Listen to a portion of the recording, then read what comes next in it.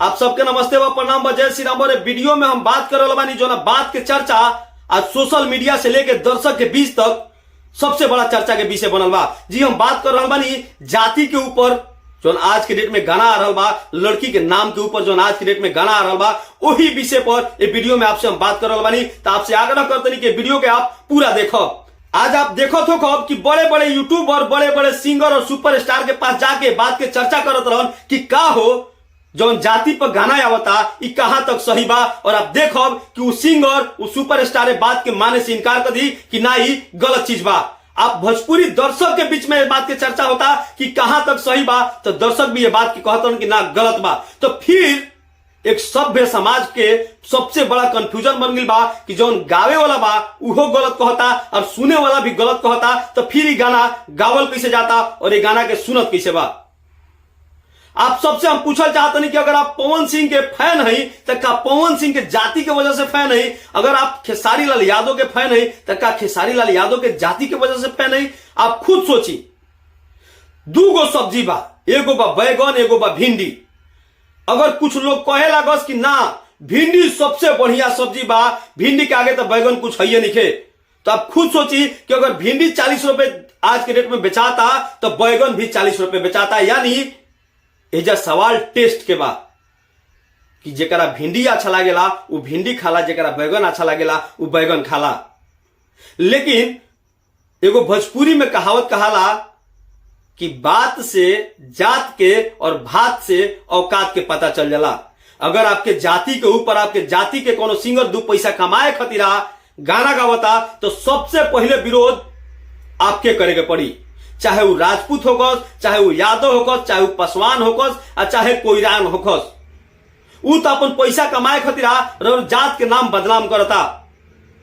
अगर वीरता के कहानी जाति पर गाना गा के लिखल जाए तो पता ना कितना जाति के वीरता के कहानी लिखा जाए इतिहास में।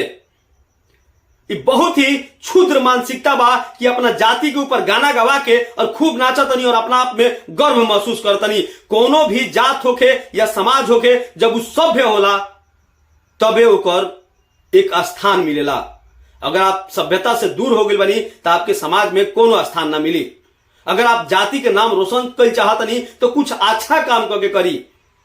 आप खुद सोचिए कि आपके परिवार में कोनो लड़का मर्डर कर देवे, चोरी कर देवे, बलात्कार कर देवे तो का ऐसे आपके परिवार बहुत बाहुबली हो जाए? का ऐसे आपके परिवार का नाम ऊंचा हो जाए? दहशत जरूर पैदा कर दी कुछ लोगों के अंदर, लेकिन ऐसे आपके परिवार बाहुबली में शामिल ना हुई, ऐसे आपके परिवार का नाम ऊंचा ना हुई। आप बढ़िया से जानता नहीं। आप फैन सबके बनी, आपके जे अच्छा लगता ओकर फैन बनी, ओकरा के खूब तारीफ करी। लेकिन जब वो कोनो गलत काम करता तो ओकर विरोध भी जम के करी। आज देखा तो नहीं जा एक महेश पांडे के वीडियो देख लो जा जो ना मैं आके टुनटुन यादव के वो गाना के प्रचार करता रहा, जो गाना के नाम बा जादव जी के बाल्टी और जादव जी के कोरा में बैठा। अब ऐसा ऐसा यूट्यूबर कुछ पैसा कमाए खतीरा और ऐसा ऐसा सिंगर कुछ पैसा कमाए खतीरा आपके जात के नाम बदनाम करते रह।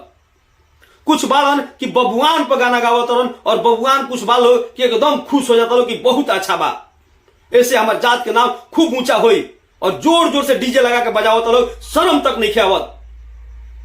आपके शर्म आवे की चाहिए कि अगर आपके जाति के गाना बाजता तो गाना के तुरंत बंद करवाई। ये हम आप लोग से रिक्वेस्ट करतनी। का चाहतनी आज ही देश आजाद बा। अगर आप एक कदम उठाई तो अगला 4 कदम उठाई तो बताई कि समाज कहां जाई। आप हर सिंगर के विरोध करी जब वो गलत करता। आप हर गाना पर रिपोर्ट मारी जो गाना समाज खतरा ठीक नहीं है। हर चीज समाज के हिसाब से बनावल गई बा। जो चीज समाज खतरा ठीक बा उहे जनता के एक्सेप्ट करेके चाहिए। बाकी जो समाज खतरा नुकसानदायक बा वो चीज के विरोध करेके चाहिए। जब तक आप बोलम ना, जब तक आप विरोध करम ना, तब तक ऐसा ऐसा लोग अपन कुछ रोजी रोटी चलावे खतरा, कुछ कमाए खतरा ऐसा के काम करी और आपके समाज में आपके नाम के नीचे गिराई। बाकी आप लोग वीडियो देख लीजिए। आप सबके बहुत बहुत धन्यवाद बा। और बड़का बिहारी के साथ नहीं जुड़ल तो भोजपुरी के बात भोजपुरी में करे वाला ये भोजपुरी के बेटा के चैनल सब्सक्राइब करके आप लोग जुड़ जाइए।